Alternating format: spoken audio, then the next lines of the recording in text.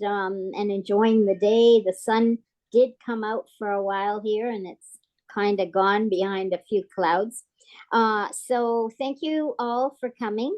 We have a very special guest here today, Nina, and she is a friend of Bridget's.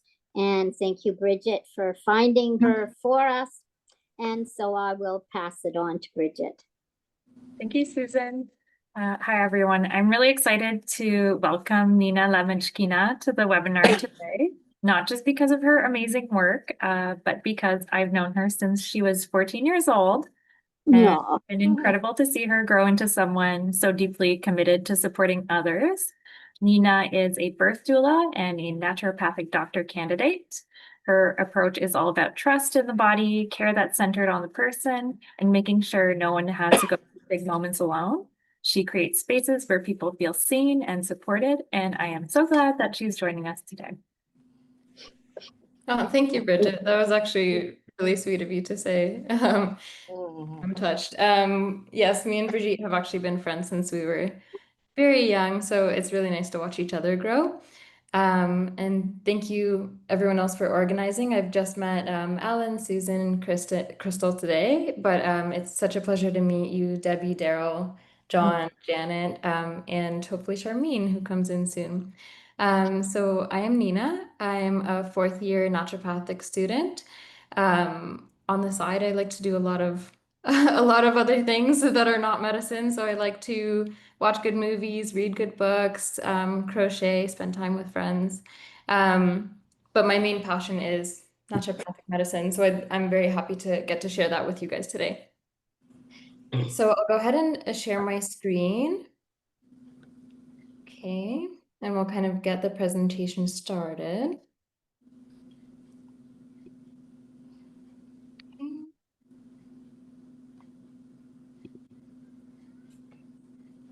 Sorry, just a moment.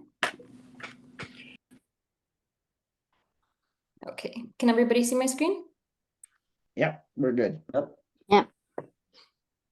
Okay.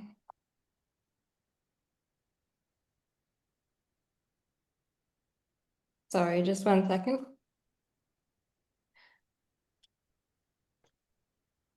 As I go through the presentation, feel free to stop me at any point. If you have any questions, if I'm saying anything that doesn't particularly make sense or you have some questions about, just feel free to stop me, let me know, or send a message into the chat and someone will see it and I'll go ahead and answer it. There we go. Okay. Sorry, I'm awful with tech. Okay. So has anyone here been to a naturopathic doctor before? Well, I don't know. Yeah? Okay. Well, not really. My family doctor does alternative medicine. Oh, that's so cool. That's actually quite rare, so that's nice to see. Yes, yes. Very cool. So some yes, some no. I'll kind of go over what naturopathic doctors do. So a lot of people don't know that it's actually a 4-year program. It's quite rigorous in terms of learning science, how the body works, as well as different modalities. So we learn a lot about nutrition, lifestyle, herbal medicine, acupuncture, mindfulness, mental health, lots of different things. And our main purpose in doing so is really to kind of be able to look at a person in terms of in a holistic way, in order to find the root cause of their symptoms and treat the root cause more than the symptoms, because that kind of creates more longevity, better improvements in health. My approach personally is a human to human kind of approach. So my approach is very much, I'm a human, I make mistakes, I'm learning how to take care of my health, and the person in front of me is doing exactly the same. It's just that I have a few tools that a lot of people don't in order to kind of support that health process. And so I'm working as if I would be supporting a friend, if that makes sense. And so it's very important to me to take into account who you are as a person, what your lifestyle is like, what kind of foods you like, what feels fun to you. And all of these things are so important to building a strong, long, healthy life, and to creating lasting change. Okay, so I spoke to Brigitte about what you guys were interested in learning about, and it sounds like the consensus is joint health and bone health are primary concerns, so that's what I'll spend most of the time talking about today. And then I'll also touch on a few other things in healthy aging, so common concerns that people have, and I'll kind of open up the floor to see if there's anything else you guys wanted to chat about at that time, and just generally how to create a healthy, long life. Okay, so who in the room has experienced joint pain, joint discomfort? No. I hope to see no hands, but I know I will, so Everybody. yeah. So it's very, very common, but something we want to differentiate is between what's common and what's normal.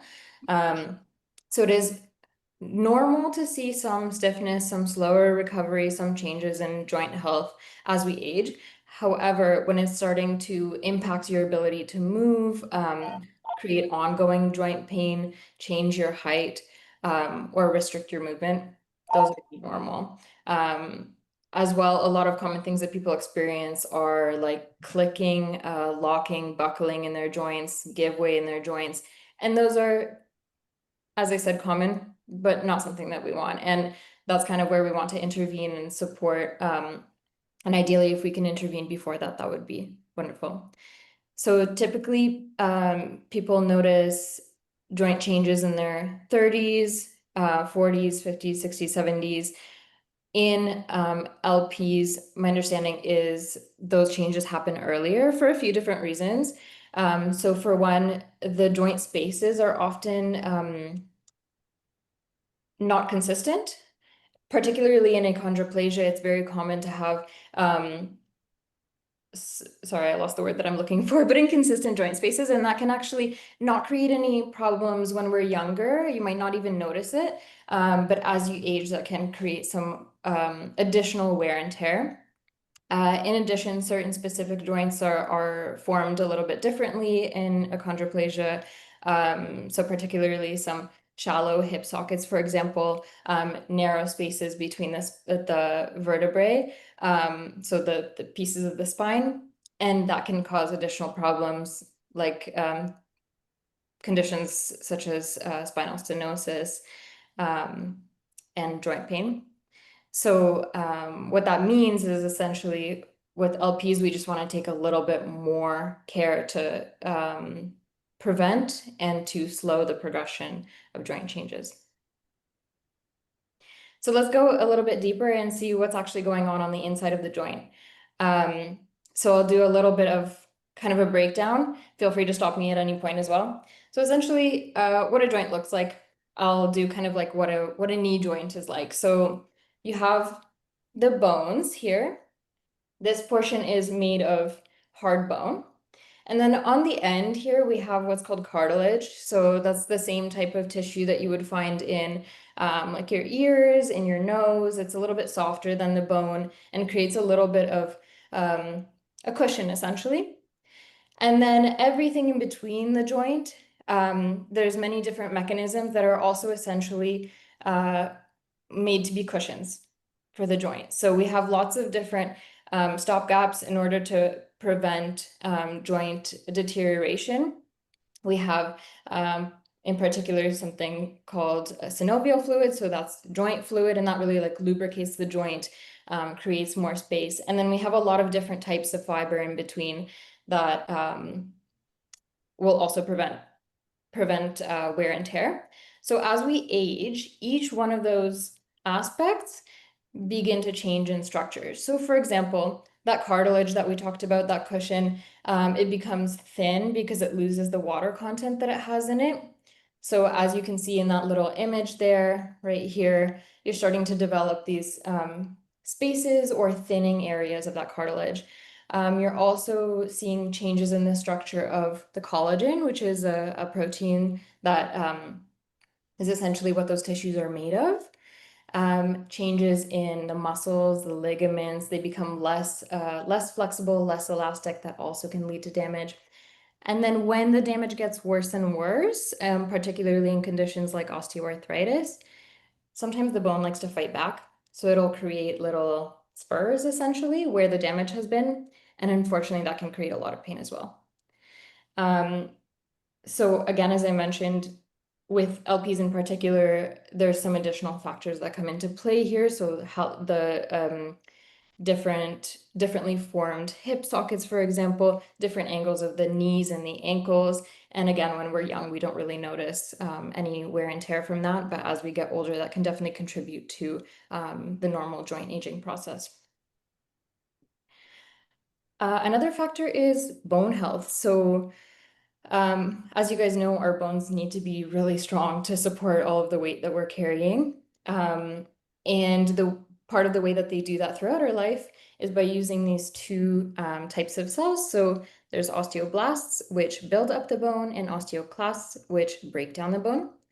And throughout our life, they're both working together to make sure that the cells are renewed, they're healthy, the bones are regenerating themselves.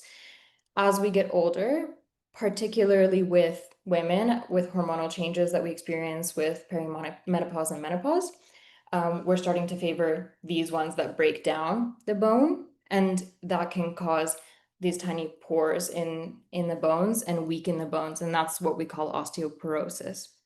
Okay. Unfortunately, that does lead to things like risk of breaking bones, which is really not something that we want, and definitely something that we want to prevent as we're aging. How's everybody doing so far? Good? Okay, great. So I've scared you with everything that goes on in the bones. Let's talk about what we can do about it. So as a kind of disclaimer, everything that I talk about in this presentation is really just the most researched, the most evidence-based solutions to all of these issues. They're by no means recommendations. They're just kind of starting points. And realistically, as naturopaths, we're doing so many other things that are supporting each of these issues. So the biggest thing for bone and joint health, by far, weight bearing and resisting exercise. So what that looks like is often you might think of like pumping iron in the gym, which is exactly what it is, but it's really any form of exercise that increases the weight onto our bones. And that can look like, for example, walking up and down steep hills, because that also adds additional weight. So if pumping iron isn't exactly your thing, there are other ways to do resistance exercise. And that's really important because it kind of encourages the bone to strengthen itself. It's getting stressed out and it encourages the bone to strengthen. Now, a caveat with that is if you're already in an at-risk category, so if you've already been told that you have, for example, osteoporosis, this is not safe to do on your own. It's typically best to work with a physiotherapist or with a personal trainer, but it still stands as one of the best things we can do for our joint health. Collagen peptides are also wonderful. They're the same type of proteins that we have in those bones and joints, and so we can take them orally. That increases the strength of those areas. There's a lot of good evidence for vitamin D, which, as you know, we get from the sun, but unfortunately in North America, we don't get enough of it, so we often have to supplement. Vitamin D is wonderful for bones because it encourages calcium to stay in the bones instead of coming out into the blood. In addition, supplementing with calcium is great for that. Now, by the end of this presentation, you'll also be very sick of me saying omega-3 fatty acids. It should be stuck in your head by the end of this, but it's truly, truly wonderful for so many different health reasons. In this case, omega-3s, which are found in fish, like we have in that photo, they kind of act as lubricants for the joints. Wonderful for so many different things. As well, glucosamine and chondroitin have a lot of good evidence for supporting joint pain in osteoarthritis. So as I said, lifestyle things are going to be the most important thing. Changing diet, changing exercise are going to be huge. So particularly focusing on a whole foods based diet, anything that is real essentially, and ensuring that you're getting foods that are rich in calcium. So I know we immediately think of like dairy products, but as well that includes lots of leafy greens and things like that and legumes. And ensuring that we're getting healthy fats in the diet. So that's where that omega-3 kind of piece comes in. So eating lots of fatty fish, olive oil, things like that. Weight-bearing exercise is amazing. In general, a general rule is we want to decrease inflammation in the body because that can increase the joint pain and encourage that deterioration to happen. Are you guys familiar with what inflammation kind of is at its core? Yeah. Okay. Okay, great. Wonderful. So that's kind of the piece on bone health and joint health. Now I know there's a lot of other challenges that people experience as they're aging. Are there any of these topics that you would prefer to kind of start with, chat with more?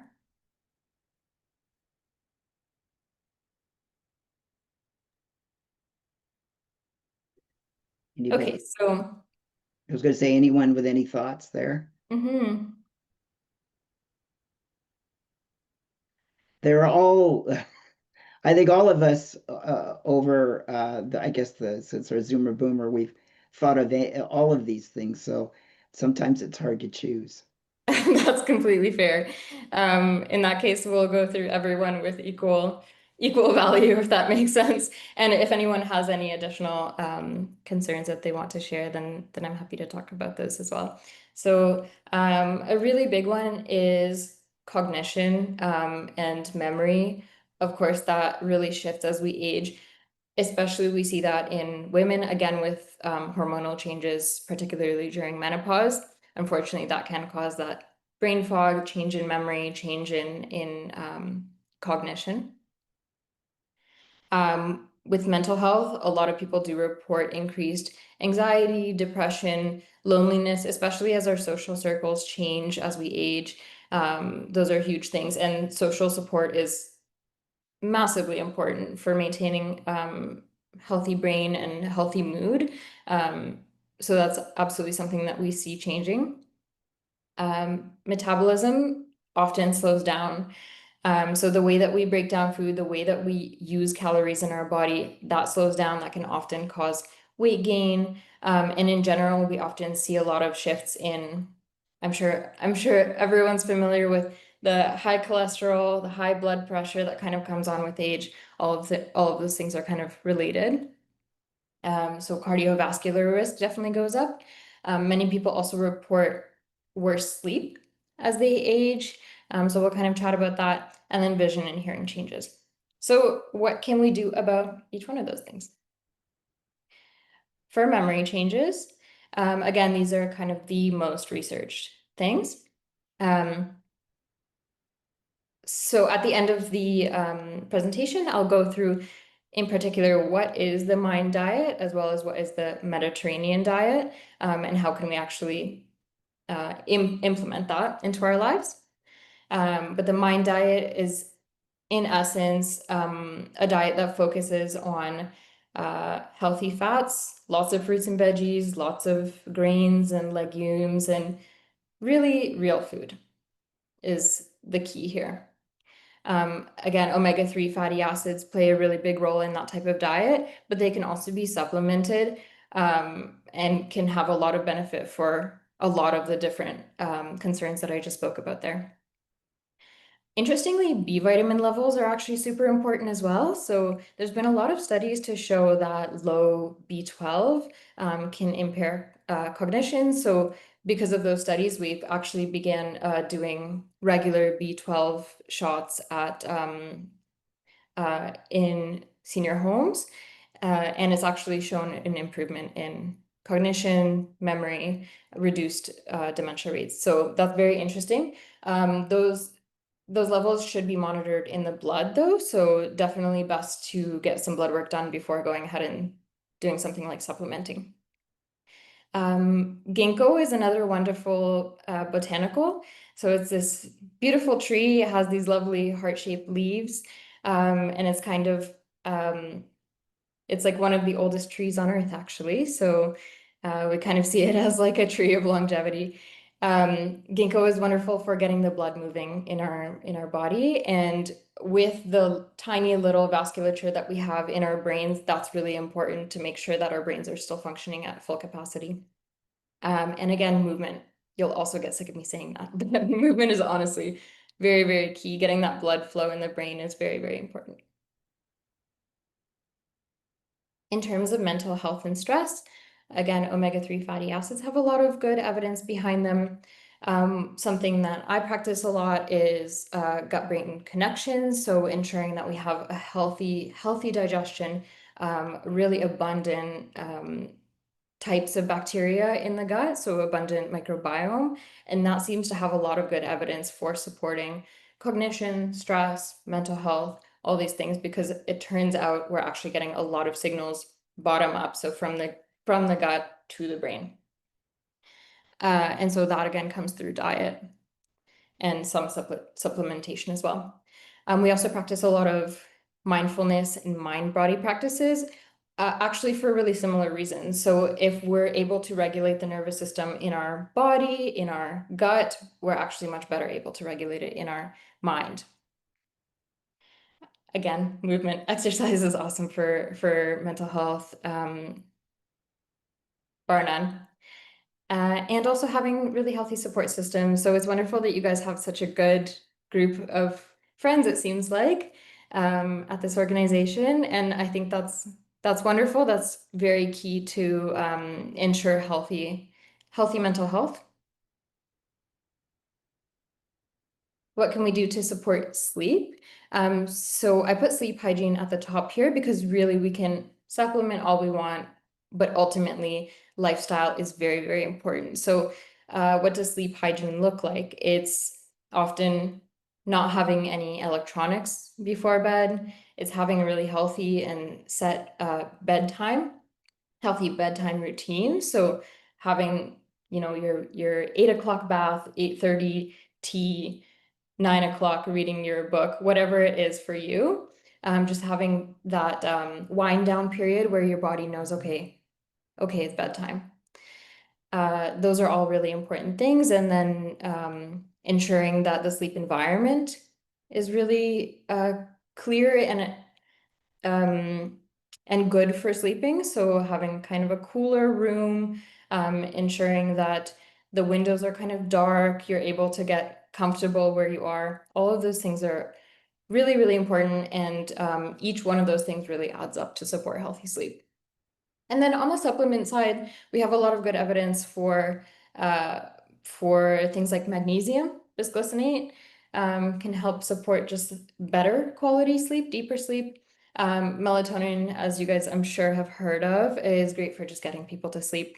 And then other supports include things like L-theanine, which are great just for calming the brain down, especially if you're the type of person who has like racing thoughts and that prevents you from sleeping.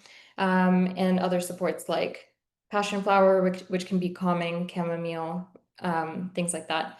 Again, these are just kind of general things. The particular thing that you might need to help support your sleep might be a little bit different. Then how do we support metabolism and cardiovascular health? Oh, I'm so sorry. Susan, did you have a question? Sorry, I think you're muted, Susan. Did yeah, sorry. It's about sleep. Can I ask now? Of course. Oh, okay. Have you heard about cloves in hot water about an hour or so before you go to bed? I've heard it from a couple of people, and they're taking it about an hour or so before they go to bed. And I was wondering, would that interfere with any prescription medication that you have to take? That's a great question. I'm actually not familiar with using cloves as a sleep aid. I wouldn't say that that's their primary action. The way that we usually use cloves is more from an antimicrobial kind of standpoint. They're wonderful at killing bad bacteria and things like that. But that's a good question. That's something I should absolutely look into. And then in terms of interactions, something that's just in general important to note is there's often a misconception that just because something is natural, that it doesn't interact with things. And Susan, you make a wonderful point that it's totally possible that these things could interact. So Okay. I'm not sure specifically on cloves. I wouldn't say that they're my first thought in terms of helping support sleep. Yeah, but if anecdotally Okay. people have had success, yeah. And okay, so and another one, sorry. Do you know an alternative to taking Unda passiflora? Yes, absolutely. Okay, so you're familiar with the Unda line. That's Yeah. very cool. So Unda is a homeopathic, and there's other forms of homeopathic passiflora, which is the same thing as passion flower, that work wonderfully. So Boiron, for one, carries a passion flower, passiflora. That one works wonderfully. And then there's also a product called Pasco Flare, which is also a homeopathic, I believe, of passion flower. Okay. Because my doctor is not. He changed his practice and he's not doing as much alternative. Might I be able to get the passiflora at the health food store or come to somebody like you? Yeah, absolutely. They definitely have them at various health food stores. So I know for sure that Healthy Planet would carry it. I work at a health food store as well, and the Pasco Flare goes like crazy. As soon as we get it on the shelves, it's off the shelves. Okay, So, thank you. Thank you very much. yeah. Okay. Yeah, thank you for that question, Susan. Yeah, so in terms of metabolism and cardiovascular health, so a lot of the things that we already kind of chatted about, so the Mediterranean diet, which I'll kind of go into in a moment, omega-3 fatty acids, polyphenol-rich foods, so foods that kind of support antioxidant activity. So you can find that in a lot of different fruits, veggies, green tea, for example, dark chocolate, those sort of things. Very rich in things like berries, grapes. And then fiber is actually really important, especially for like cholesterol support, because fiber has this very cool quality that it actually goes through the gut, holds on to cholesterol, and takes it out where you don't want to see it. Yeah, so it's seems simple, but it's actually very powerful. It's great. And then again, movement, exercise is a wonderful, wonderful healer. And then finally, supporting vision and hearing changes. So I won't bother you with the omega-3s again, because as I said, you'll probably be sick of me. But what we call ACEs and zinc, so that will be vitamins A, C, E, selenium, and zinc. They all have good evidence for supporting that tiny little those tiny little vessels in our eyes and ears, and because they're all so small, it's seemingly so little that brings sound from here to here. Those tiny forms of support are going to be really, really important. ACEs and zinc also have a wonderful benefit in terms of immunity. So that's kind of a double 2-for-1. Ginkgo again, because it supports that microvasculature, so those really small vessels, making sure that blood is getting through there, and that's really important for the eyes and ears. And then lutein as well. Okay, so then let's talk about, I'll move you guys over. So what is the Mediterranean diet? How do we practice it? So when I say Mediterranean diet, what kind of things sort of come to mind for you guys?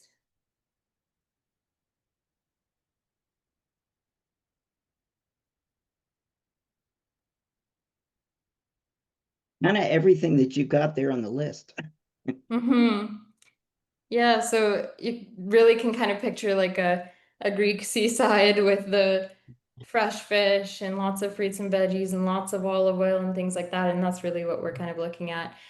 So two kind of important things with the Mediterranean diet, what we're eating and how we're eating it. So the what we're eating is very much lots of fruits and veggies every day, herbs, spices, legumes, so things like beans, lentils, pulses.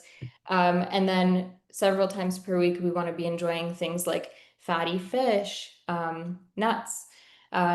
More rarely, we want to be looking at things like milk, cheese, lean poultry, and then rarely things that contain lots of sugar, so processed foods, processed sweets, processed grains, red meat, those sort of things we want to kind of put lower on our priority list.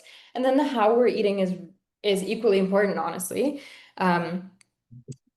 because Mediterranean people who were studied for this study, they're taking a little bit more time to eat their lunch. They're doing it outside. They're doing it with friends. They're eating slowly and mindfully and getting to the point that they feel full and then stopping. All of those things are so wonderfully important for every aspect of our health, and I think are equally important as what we're eating. And then finally, we have the mind diet, which is really similar to the Mediterranean diet, but it's also kind of based off of something else called the DASH diet. I don't know if you guys are familiar with that. So yeah, Susan, so the DASH diet for everyone else is essentially a diet that's focused on reducing blood pressure. So it's generally just a low sodium diet. And so the MIND diet kind of focuses on similar foods to the Mediterranean diet, but with a little bit less sodium to kind of focus on the blood pressure as well. Okay. And then getting into the last little bit here. So how exactly do naturopaths help with things like healthy aging? So typically we'll do a long assessment with our patients at this clinic. It's 50 minutes long, during which time we ask a million questions and we get to know who you are. And that way we can provide personalized nutrition assessments and recommendations. So often I'll send patients home with either diet diaries to kind of get a sense of what they're eating, or diet plans to offer recommendations, then personalized exercise recommendations, supplements, botanicals, homeopathics, if it's indicated. And then we are also able to offer things like acupuncture, which has great evidence for supporting bones and joints, general aches and pains, mental health, a lot of things. And I personally also really like providing manual therapy, so that involves things like massage and different muscle therapies, and that also I find has really good benefit. And we're also kind of friends and supporters in the sense that we kind of help people keep track of their personal goals and see if there's anything that we can change, anything that we can support differently. So we're kind of accountability partners in that sense as well.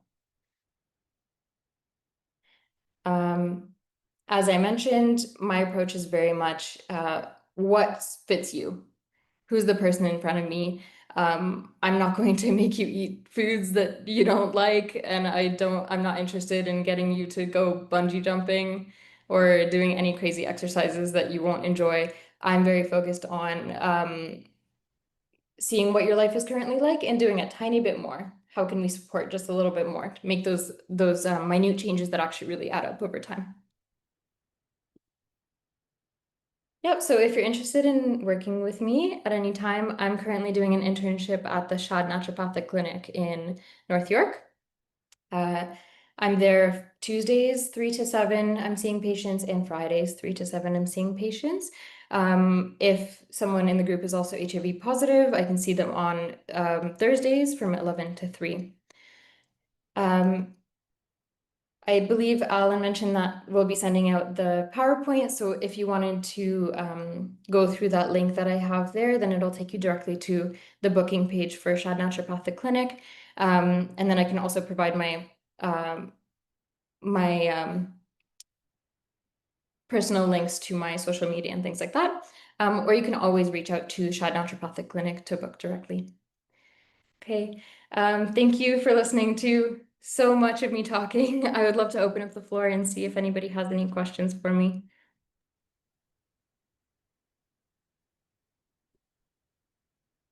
Well, thank you so much. That was such a great presentation. I really appreciate it. There's a lot of information there. And I'm sure some of us have, as we're processing all of that information, a question. Thank you, Susan, for getting those questions in early. Actually, how about a question about sleep in terms of cycles and things like that? Or any suggestions with respect to timing and length of sleep, perhaps? Absolutely. So I have a super simple suggestion that I personally use on a regular basis, and I'll pull up my phone to show you guys. So there's an app in particular that I love. It's so simple. It has one function, but I actually use it every day. So it's called Sleepy Time. And essentially it looks like this. You can either say, I'm going to bed right now, or pick a time. So I'll go to bed in 40 minutes or whatever it might be. And it'll essentially, here, I'll show you what it is. So if you click through there, then it'll show you essentially what time should I be waking up to complete each cycle. And I find that on nights that I'm not using this, which is honestly almost never at this point, I wake up a lot less refreshed because it actually does bring me to the perfect time that I'm supposed to wake up. Okay. So you're not waking up in the middle of a cycle, for instance. Mm-hmm. Okay. Gotcha. Mm-hmm. A lot less groggy, a lot less interrupted feeling sleep. Sleepy time. Mm-hmm.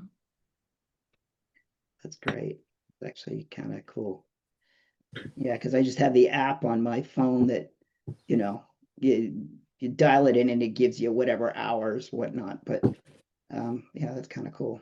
Yeah, and I believe if you have an Android, then it'll actually take you straight through to your alarm clock, and you can just set the alarm right from there. Mm-hmm. Okay. Question for you. Back to osteoporosis and that in our bones. Once you've been diagnosed with osteoporosis, can it be changed to osteopenia? Typically, unfortunately, when we get to the point of an osteoporosis diagnosis, we're working with preventing further loss. Mm-hmm. So, which is why unfortunately it's best to catch it early on before there's any osteopenia, before there's any osteoporosis. Typically, it's more just supportive, slowing down the progress. Okay, so so basically, if I was diagnosed with osteoporosis and then I went on a prescription calcium supplement, then the next time I diagnosed with osteopenia, then that shows that the calcium supplement must be working. Or am I not reading that correctly?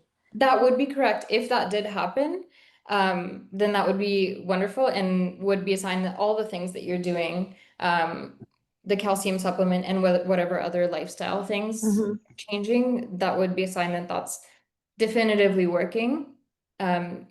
Typically it's harder for that to happen, unfortunately, but it would be wonderful, yeah. Okay, good. Thank you. Mm-hmm. Thank you, Debbie. Do you have extra? Could we take a look, or can you post your images from your PowerPoint presentation?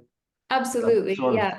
I've been sort of following it, and I missed a few image shots. I'm putting them in a file from my health file I have online or That's great. in my computer.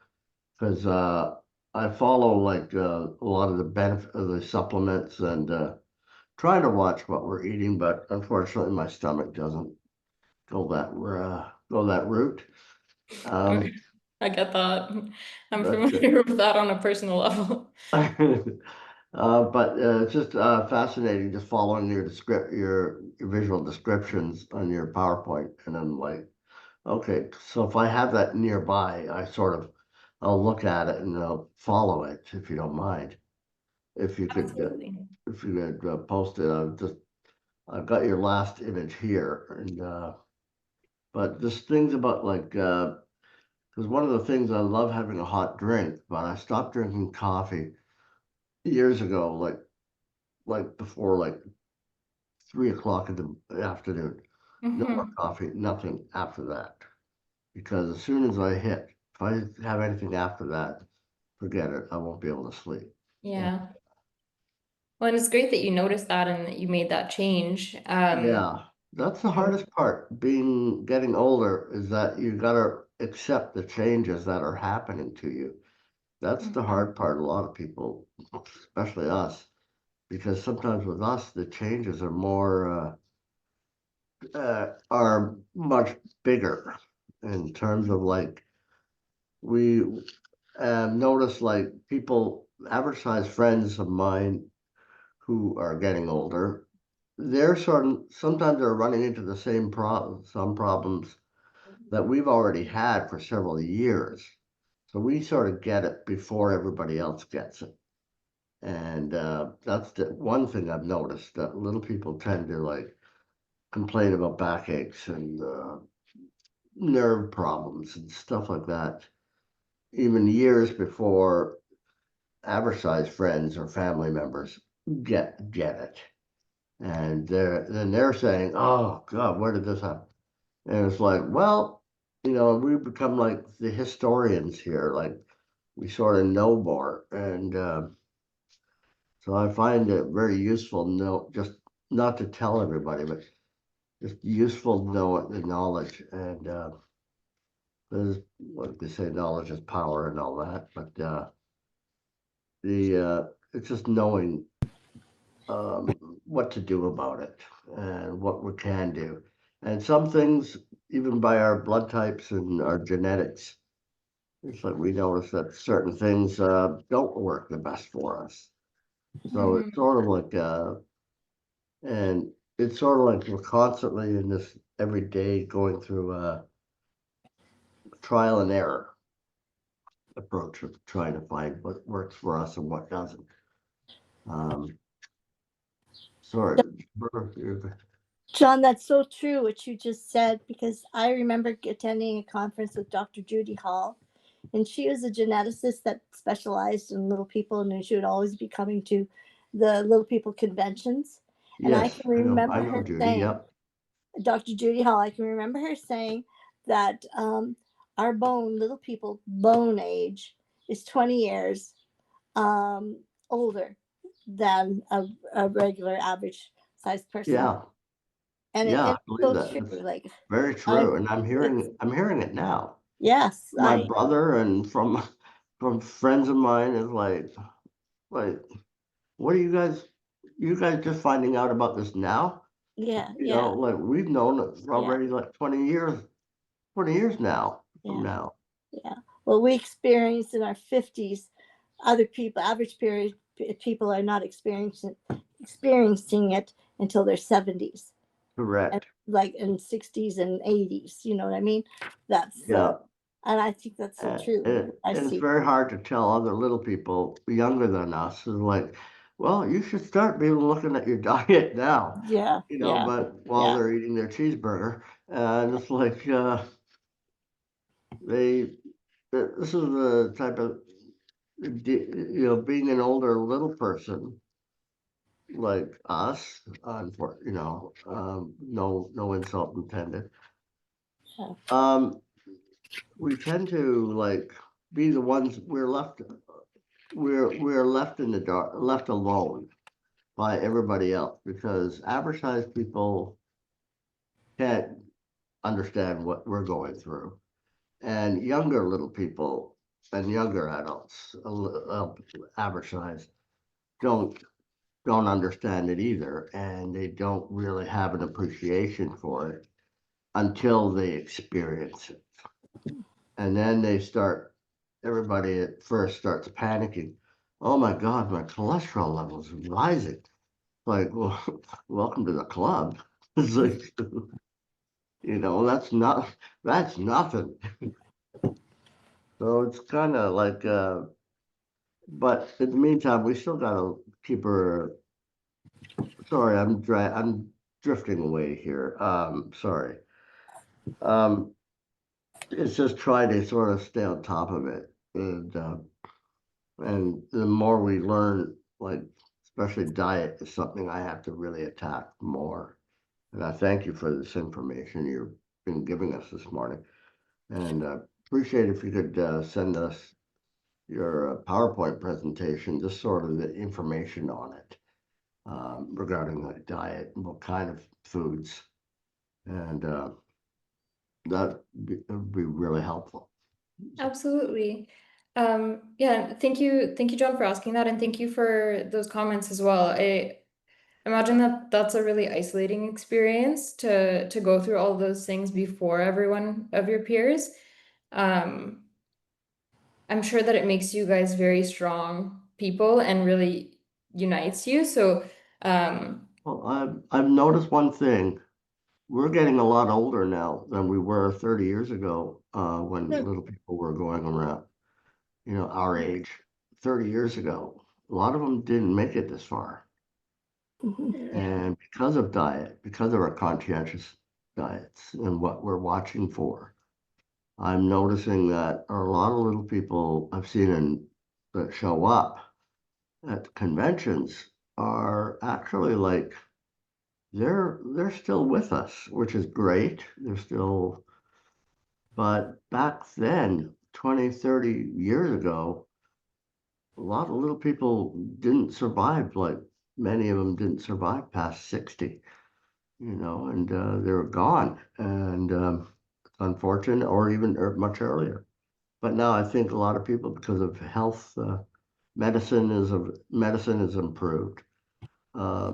Awareness of orthopedic surgeries are getting better, and now diet is becoming a big thing, and much more available. These supplements and medications that I think we're living a lot longer than we did back then. So it's kind of interesting watching just to keep going. So anyway, I'm just pointing things out. That's all. I'm not being very useful absolutely. here. Susan, you had a question there.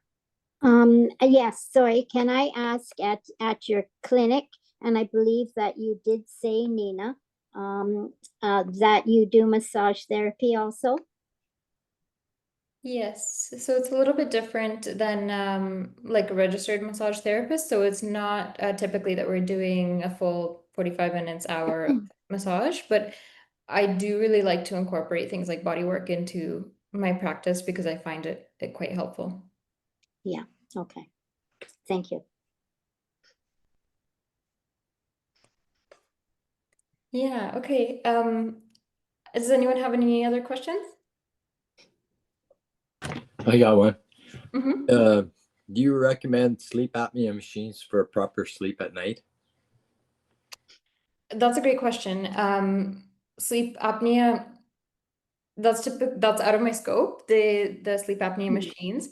But I will say that with sleep apnea, not getting enough oxygen during the night is a major thing and can cause so many other problems throughout the day, throughout the night, not just affecting sleep, but also affecting things like our cardiovascular health, our metabolism, things like that. So if you or someone else is suspecting that they have sleep apnea, I would 100% start with getting referral to a sleep excuse me, the respirologist. word left my body. Yeah. The sleep The assessment. clinic? Yeah, that's right. Yeah. That's the word. Thank you, Debbie. Thank you. Well, thank you so much, Nina. Wow, what a wonderful presentation. We really appreciate you coming in and speaking with us today. And thank you again. So 3 cheers from all of us. Hip, Yes. hip, hooray. Thank Thanks. you. It was very Thank well you, done. Nina. Very, very Enjoyed it. much. Thank you so Thank much you. for having me today. I honestly I've been excited for this for months, so I'm very glad to come chat with you guys. If anybody has any questions outside of this, I'll also send my email to Alan and to Brigitte, and I'll send through the presentation as well, just so you guys have access to the tools in the presentation. Thank you. We'll make sure it gets distributed. Thank you so much. I also have to Thank you very compliment much. You know, I had Yes. missed a lot of it just trying to log on. Oh. Seriously, since 10 to 1. Oh, Oh, I just had grief after grief today, and I'm sorry. I'm sorry to hear that, Charmaine. I hope Well, if there's any. it doesn't happen all the time, thank goodness. That's good. Yeah, if anything, if you missed any portion of the presentation, it was recorded today, so you can definitely Yes. loop and go through if you need to. I think Debbie, you have a question? yeah. I just want to compliment you on incorporating photos of little people in throughout your presentation. Yeah, I noticed I that noticed too. that. That was a special. Is there a library or something? You know, I compliment you for doing that and Wow. providing Yeah. that. That was Well done. appreciated. Oh, that's great. Consider it. Well done. Thank I you. wish we had very more good. images of LPs. I was going through in certain kind of scenarios or things. I couldn't find images of LPs, and I would love to see more access to things like that. So Okay, well, thank you. Yeah. Thank you. Thank you. yeah, well, thank you so much. Have a lovely afternoon. It's been a pleasure. Take care. Thank you. Bye-bye. Take Take care, care. Nina. So much. Thank